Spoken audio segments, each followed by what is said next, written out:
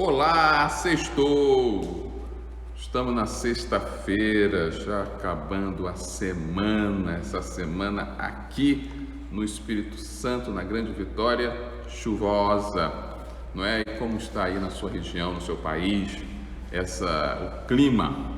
Mas vamos aqui ao meu bom dia Clara, meu bom dia a Ariane, muito tempo sem ver, saudade da Ariane, né? Ao meu bom dia aqui, não dá para ver direito aqui, né? Peço perdão por isso. Ao Severino, nós hoje na nossa manhã com Deus estamos entrando no livro de Lucas. A partir de hoje nós vamos entrar no livro de Lucas, o evangelho talvez melhor escrito dos 4 evangelhos. Quando eu falo melhor escrito, não é que é melhor em cima de um outro evangelho, é a forma que escreveu, a linguagem, porque todo o Novo Testamento foi escrito em grego, em português quem dera, foi escrito em grego. E Lucas era o único de origem grega, então é óbvio que ele dominava a língua melhor do que os outros. Além disso, de todos, tinha a melhor formação, vou chamar assim de acadêmica, porque ele era médico. Um grego de formação médica vai escrever, e é óbvio que ele vai escrever de uma forma mais culta do que os outros, não é? Mateus, por acaso, era cobrador de impostos, não é? Marcos, discípulo de Pedro, também discípulo de Paulo, mas não tinha nenhuma formação acadêmica, vou assim chamar, naquela época. João, discípulo amado, era pescador de origem. Então, Lucas, óbvio, entre os 4, como um médico formado, grego, que dominava, era a língua dele, então é óbvio que ele ia escrever de forma mais rebuscada. Então é nesse sentido que eu estou falando que vamos entrar no livro de Lucas. Bom dia a Eva, bom dia ao Edson, bom dia a Ruth, bom dia o Nenel, e junto com o Nenel certamente está a Márcia. Bom dia a cada um de vocês. E não se esqueça, já pode começar a compartilhar a nossa manhã com Deus. Já comece compartilhando para pelo menos 5 pessoas. Aperta aí a setinha que está no seu Instagram, ou você manda o link dessa reprise no YouTube para outra pessoa. Você aperta aí a setinha agora e compartilhe para 5 dos seus contatos, pelo menos 5, cada dia 5 diferentes. Ou então pega aquela pessoa que está precisando de Cristo e fica insistindo para ela ouvir a palavra de Deus, ok? Então, já abriu lá a seta, já compartilhou para 5 pessoas, não vai estar esperando o quê, meu amigo? Vai lá, abre essa setinha, aperta esse dedinho aí nervoso, mesmo dormindo ainda na cama, aperta esse dedo, compartilhe com pelo menos 5 pessoas aí no seu contato do Instagram. Vamos começar o Evangelho de Lucas, capítulo 1. Acompanhe junto comigo essa leitura. Visto que muitos já empreenderam numa narração coordenada dos fatos entre nós se realizaram, conforme nos transmitiram os que desde o princípio foram deles testemunhas oculares e ministro da palavra, igualmente a mim pareceu bem, depois de cuidadosa investigação de tudo, desde a sua origem, dar-lhes por escrito, excelentíssimo Teófilo, uma exposição em ordem, para que você tenha plena certeza das verdades que foi instruído. Nos dias de Herodes, rei da Judeia, houve um sacerdote chamado Zacarias, no turno de Abias. A mulher dele era das filhas de Arão e se chamava Isabel. Ambos foram justos diante de Deus, vivendo de forma irrepreensível em todos os preceitos e mandamentos do Senhor.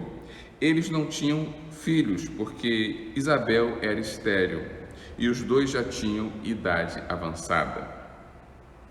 Aconteceu que quando Zacarias exercia o sacerdócio diante de Deus na ordem do seu turno, coube-lhe por sorteio, segundo o costume sacerdotal, entrar no santuário do Senhor para queimar o incenso.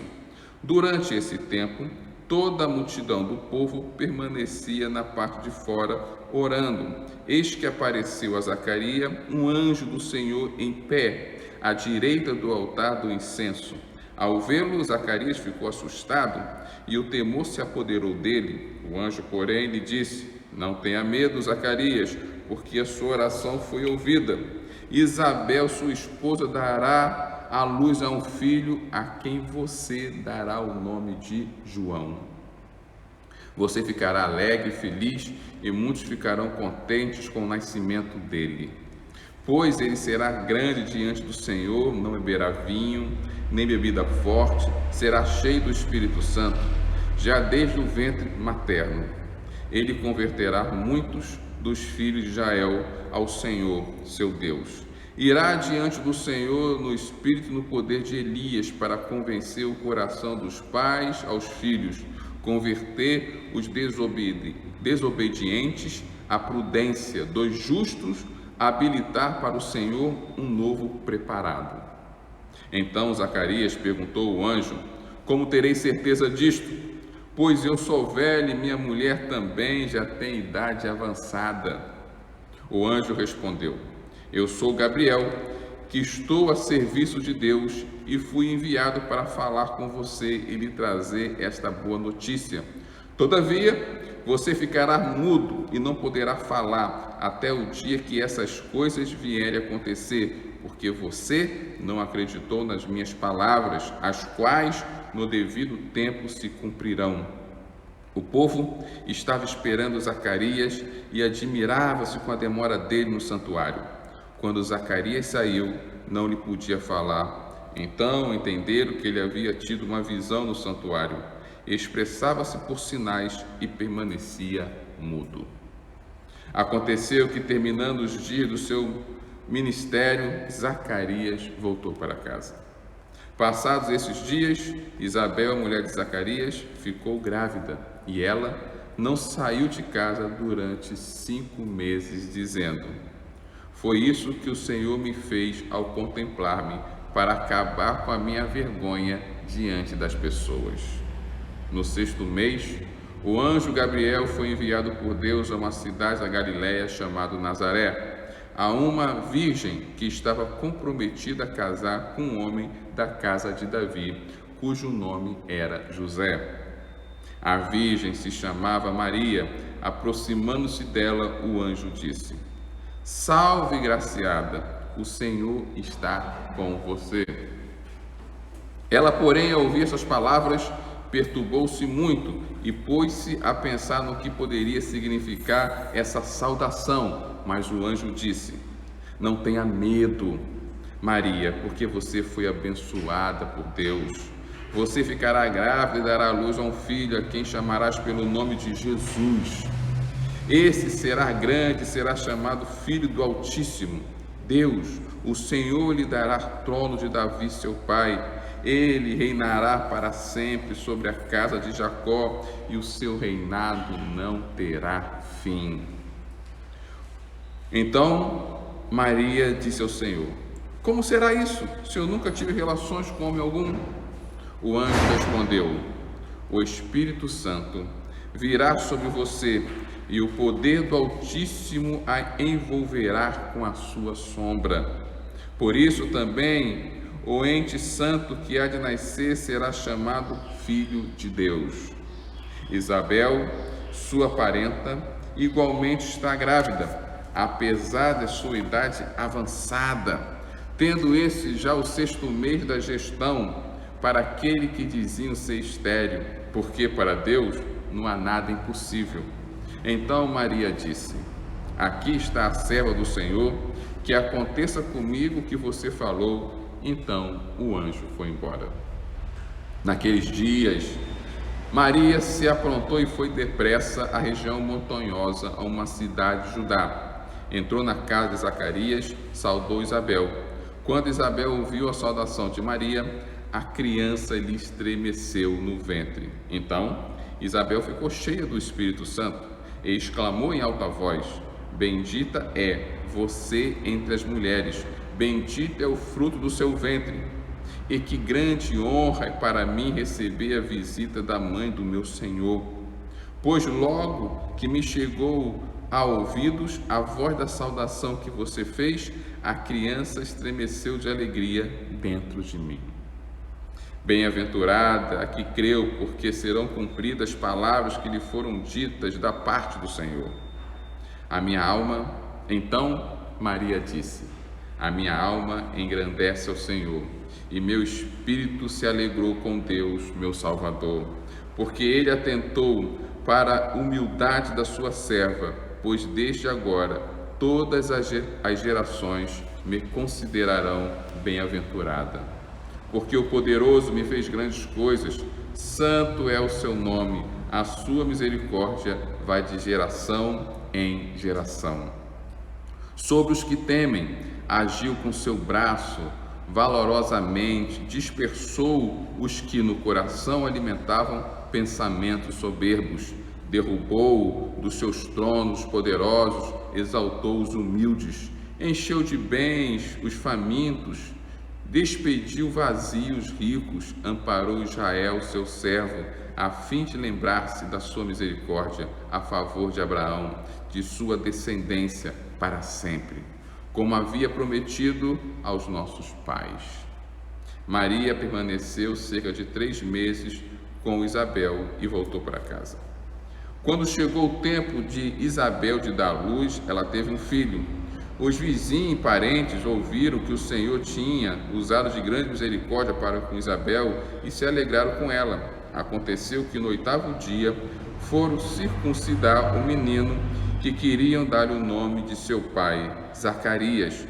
Mas a mãe do menino disse: de modo nenhum, ele será chamado João. Disseram mais: você não tem nenhum parente com esse nome? Fizeram sinais, perguntando ao pai do menino que nome queria que ele desse. Então, pedindo uma tabuinha, ele escreveu: o nome dele será João. E todos se admiraram. Imediatamente, a boca de Zacarias se abriu, a língua se soltou, então começou a falar louvando a Deus. Todos os vizinhos deles ficaram possuídos de temor, e essas coisas foram divulgadas por toda a região montanhosa da Judéia. Todos que ouviram guardaram-nos no coração, dizendo: o que virá a ser esse menino? A mão do Senhor estava com ele. Zacarias, pai de João, cheio do Espírito, profetizou, dizendo: bendito seja o Senhor Deus de Israel, porque visitou e redimiu o seu povo e nos suscitou plena e poderosa salvação na casa de Davi, seu servo, como havia prometido desde a antiguidade, por boca dos seus santos profetas, para nos libertar dos nossos inimigos e nas mãos de todos os que nos odeiam, para usar de misericórdia com nossos pais e lembrar-se da sua santa aliança e do juramento que fez ao nosso pai Abraão. Concedeu-lhes que, livres das mãos de inimigos, o adorássemos sem temor, em santidade e justiça diante dele todos os dias. E você, menino, será chamado profeta do Altíssimo, porque precederá o Senhor, preparando-lhe os caminhos, para dar ao seu povo conhecimento da salvação, por meio da remissão dos seus pecados, graças à profunda misericórdia de nosso Deus, pela qual nos visitará o sol nascente nas alturas, para iluminar os que já jazem nas trevas e na sombra da morte, e dirigir os nossos pés pelo caminho da paz. O menino crescia e se fortalecia em espírito, e viveu no deserto até o dia em que havia se manifestar em Israel. Uau! Não é grande esse capítulo aqui de Lucas? Os próximos capítulos, pelo menos o capítulo 2, também vai ser um pouco grande. Mas você já percebeu que Lucas é cheio de detalhes históricos. Ele fala o tempo exato da história que começou o nascimento de Jesus. Nós sabemos a data aproximada do nascimento de Jesus graças aos dados históricos, principalmente que Lucas nos dá. E vai ver que ele vai decorrer os detalhes.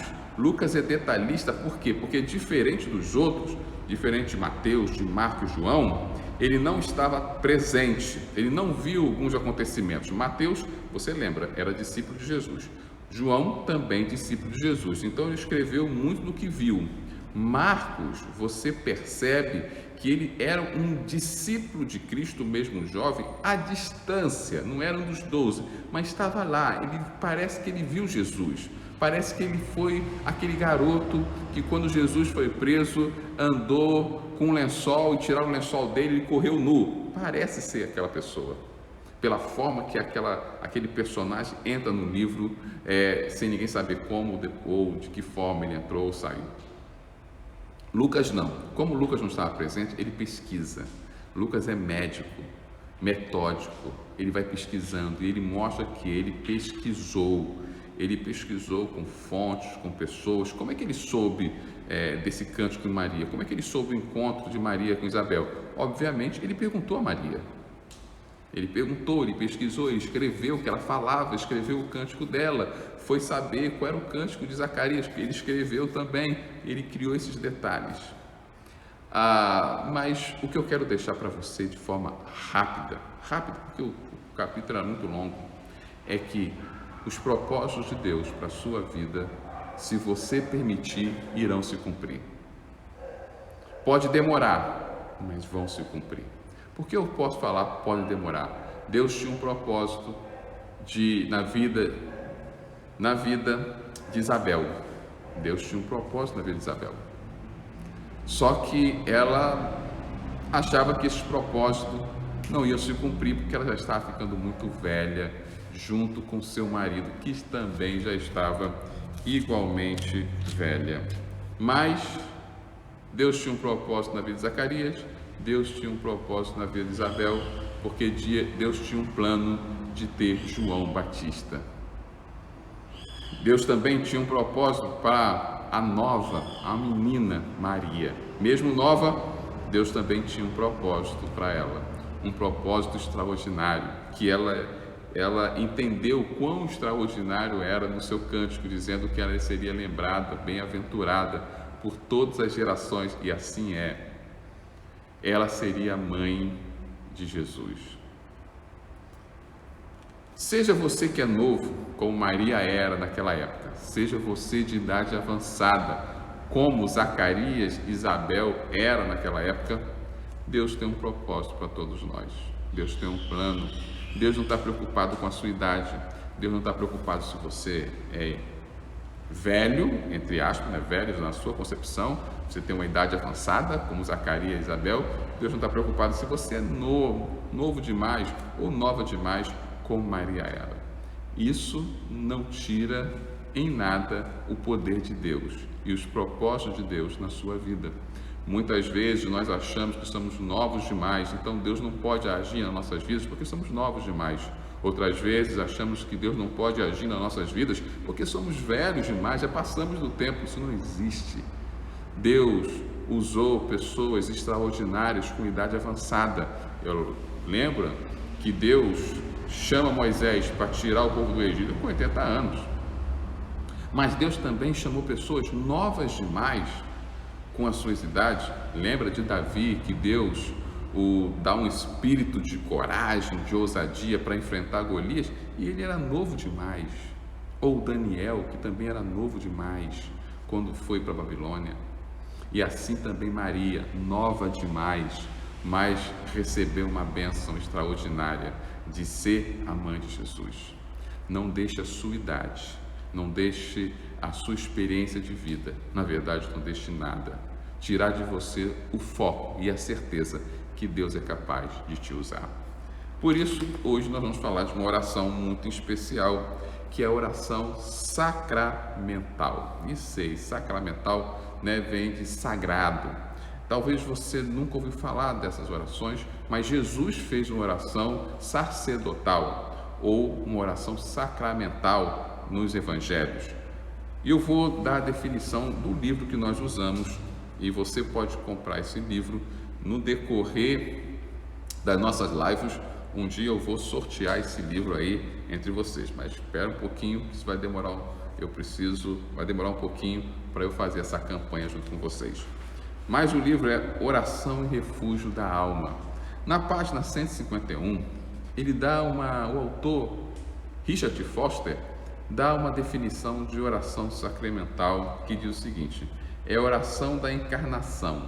Deus, em sua imensa sabedoria, preferiu compartilhar sua vida conosco por meio de realidades perceptíveis. Este é o grande mistério. Deus é puro espírito e completamente livre de toda limitação criada. Curva-se à nossa fraqueza e se revela por nós no meio material e do visível. Parece que essa definição confundiu mais.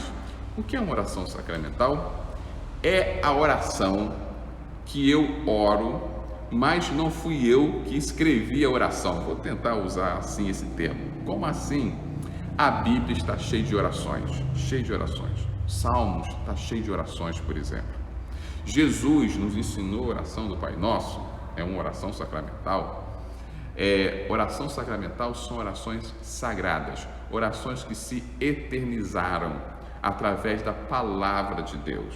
Orações que se eternizaram, eu vou chamar de orações sagradas, por isso oração sacramental, sacro, de sagrado, que nós podemos citar essas orações, que são muitas que tem na palavra de Deus. E o que você pode fazer com essas orações? Você pode utilizar as orações que tem na Bíblia para repeti-las como forma de oração pessoal para você. Mas como eu faço isso? Eu pego aleatoriamente qualquer oração? Não. Você pega uma oração que ou vai te ensinar algo, ou vai se encaixar naquilo que você está vivendo hoje. Porque às vezes nós não temos muitas palavras para falar aquilo que nós estamos vivenciando. As emoções nos atrapalham. E aí nós achamos um salmo, que aquilo que o salmista está passando é exatamente o que eu estou passando. A oração do salmista, ela se identifica comigo, e eu posso pegar aqueles salmos e começar a orar falando os salmos, e transformar aquela oração do salmista, provavelmente de Davi, e transformar aquilo na minha oração. A oração sagrada, ela está ali para também estar ali, para estar na minha disposição. Nós podemos repetir, por exemplo, a oração do Pai Nosso, não é? A gente não tem só repetir a oração do Pai Nosso, mas nós podemos fazer a oração do Pai Nosso. Nós vamos fazer, porque é a mais conhecida, oração sacramental, ou seja, oração sacra, oração que está eternizada na palavra de Deus. Mas existem outras orações, não é? Outras orações. E você já teve experiência, parou para ter experiência de pegar uma oração da Bíblia? Principalmente, eu vou indicar a você uma oração que está lá em Salmos, e você pegar um Salmos, porque os Salmos tem vários tipos de circunstâncias. Às vezes Davi se sente desanimado e até desamparado por Deus. Às vezes Davi começa a falar que mesmo diante de tantos problemas, ele reafirma que o Senhor é o seu pastor e nada lhe faltará. Talvez você está passando uma situação difícil, você pode pegar o Salmo 23 e falar: o Senhor é meu pastor, nada me faltará, e começa a usar aquela palavra como oração para a sua vida, declarando, profetizando que aquilo também vai se realizar para você, porque você se identifica com o coração de Davi, você se identifica pelo aquilo que ele está vivendo, porque você também está vivendo algo parecido. Seja nos Salmos, seja a oração de Paulo, que está lá, muitas das suas epístolas, seja as orações de Jesus no Pai Nosso, ou a oração sacerdotal de Jesus. Nós evangélicos, nem sempre temos a sensibilidade de pegar uma oração da Bíblia e colocar como nossa oração e começar a ler. Mas não é ler por ler, é ler para entrar de coração, é se identificar, é profetizar. E essa oração sacerdotal, ela é poderosíssima. Por quê? Porque ela já está lá, porque ela já é sagrada por si só, porque grandes homens de Deus, não só o salmista, não só Jesus, não só Paulo, mas outros no decorrer da história, lendo a Bíblia, também fizeram essa oração. E você, sem perceber, ou você percebe no meio da oração, você está conectado a Deus e todos aqueles que já usaram aquela oração em momentos difíceis. Que tal você fazer isso? Nós vamos terminar usando o modelo da oração sacerdotal, a mais conhecida de todos, que talvez você conheça, que é a oração do Pai Nosso.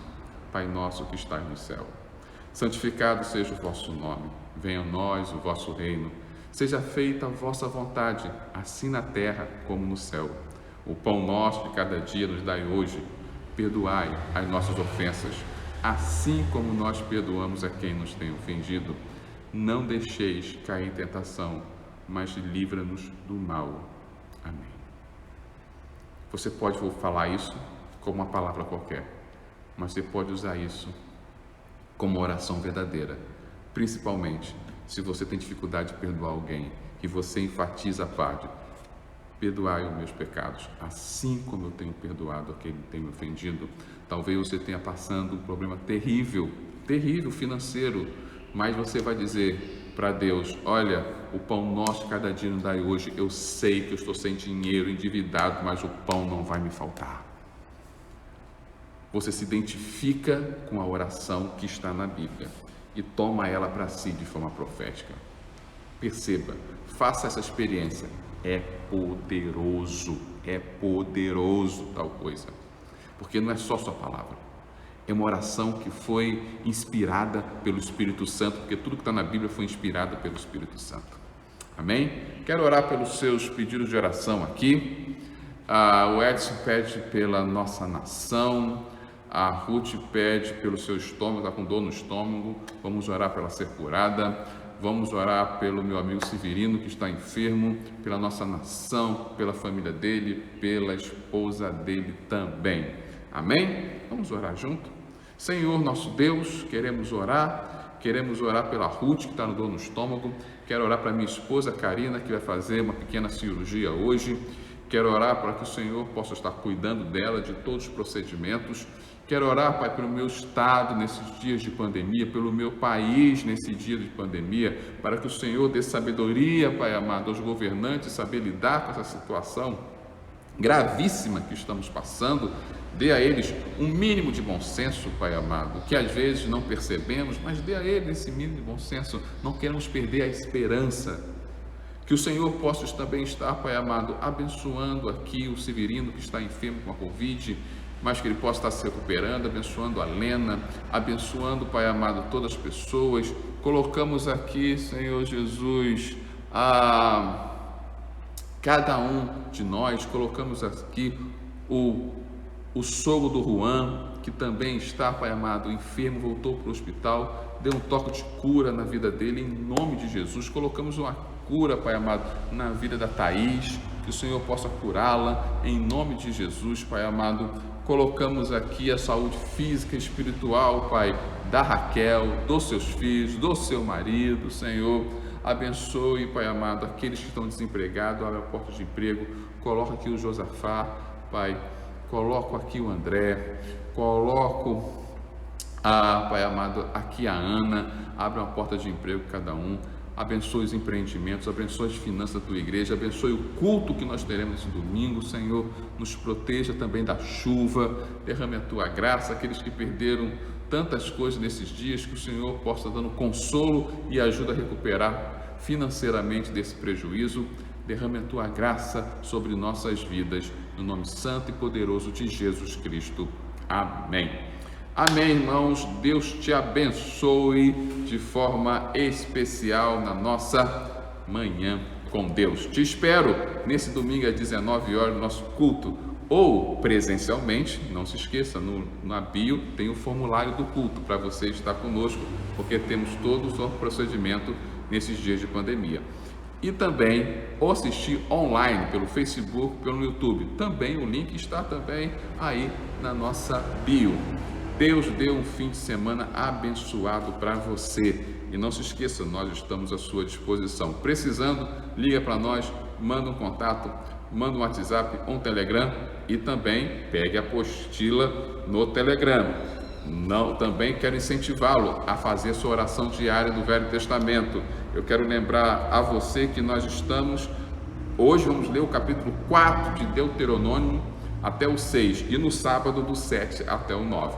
Vamos lá, vamos conhecer a Bíblia, vamos estudar, porque esse ano é um ano de milagres. Tchau e até segunda-feira aqui no Instagram, Domingo na Igreja.